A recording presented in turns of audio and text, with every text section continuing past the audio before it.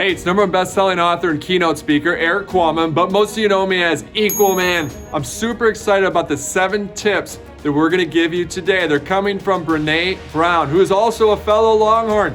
Hook 'em horns. But I love Brene. We share the green room. She is an amazing person. You've probably seen her in a Netflix special. She talks about shame and courage and vulnerability. So my hope is you get a lot out of today's 7 super tips.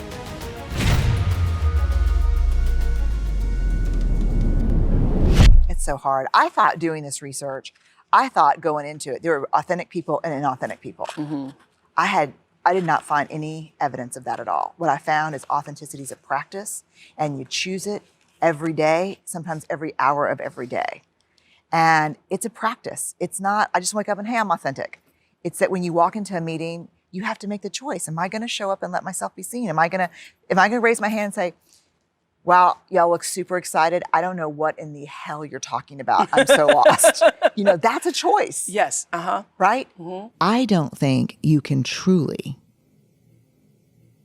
change for the better in a lasting, meaningful way unless it is driven by self-acceptance. I agree with that. Yeah. So I think beating the shit out of yourself for performance, which, I work with a lot of sports people now, it works.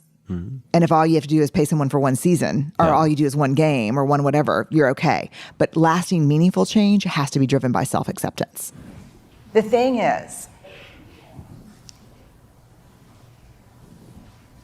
I don't care what people think. I don't worry about the critics in the arena.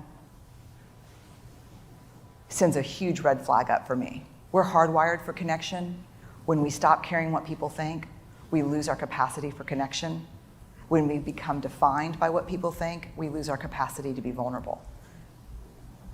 Not caring what people think is its own kind of hustle. Trust me. So rather than locking these folks out from the arena, what I'm going to invite you to do, this way maybe, is reserve seats for them, which doesn't seem like a good thing to do. But I have 13,000 pieces of data, and I've done this work for 12 years. And what I have found and what I have learned from these folks, and then try to apply it in my own life that has changed my life, is to reserve a seat, to take the critics to lunch, and to simply say when I'm trying to do something new and hard and original, and I'm trying to be creative, and I'm trying to innovate, to say, I see you, I hear you, but I'm gonna show up and do this anyway. Yeah, I think when we think leader, we think like pinstripes and shoulder pads and the C-suite office.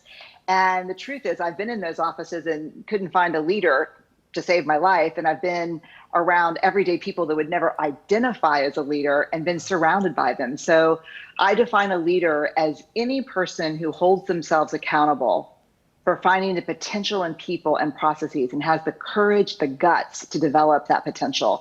And that's all of us.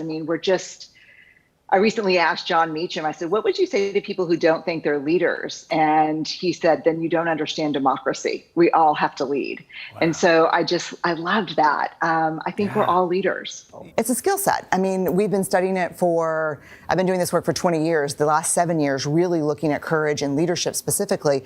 4 skill sets. Can you rumble with vulnerability? Can you stay in tough things when they get uncomfortable and awkward, or do you tap out? 2, and this is a hard one, living into your values. Are you clear about what your values are, and have you operationalized those into behaviors? Do you know what behaviors support your values, what don't? 3, braving trust. Can you build trust and be trustworthy? And the last one, which I think was really interesting, was learning how to get back up, learning how to rise. Because we found that people are more willing to be courageous up front if they know how to rise. What is the one variable that people who can really lean into joy share in common? It is part of vulnerability, but it's actually a practice. Gratitude. The only variable that really separates men and women who cannot lean into joy, who start dress rehearsing tragedy, and the reason we dress rehearse tragedy is so we can beat vulnerability to the punch. So what we do is this great thing's happening. I'm gonna start picturing worst case scenario so that when I get hurt and it happens, I'm all prepared for it, right? But how many of you think we can actually prepare for that? You cannot. 50% of the people in this room have probably experienced the thing that we dress rehearse, and they could come up here one at a time and tell you, you can practice that all you want. That will do nothing to help you when that moment comes. The only thing you're doing is squandering the joy that you need that builds a reservoir for when hard things happen. This is the developmental milestone of midlife. From late 30s to, through probably your 60s, this is the question. This is when the universe comes down and puts her hands on your shoulders and pulls you close and whispers in your ear, I'm not fucking around. You're halfway to dead.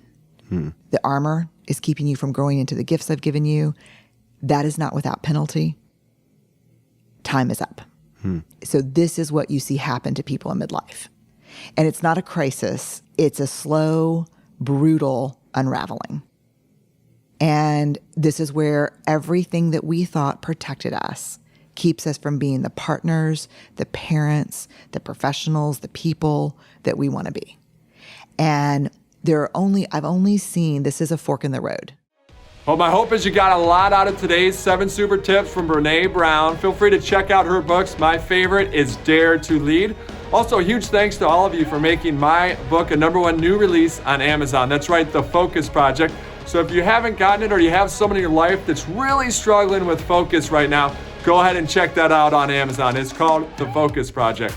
And until next time, this is Equal Man, reminding all of us, it's not what we take from this world, it's what we leave behind.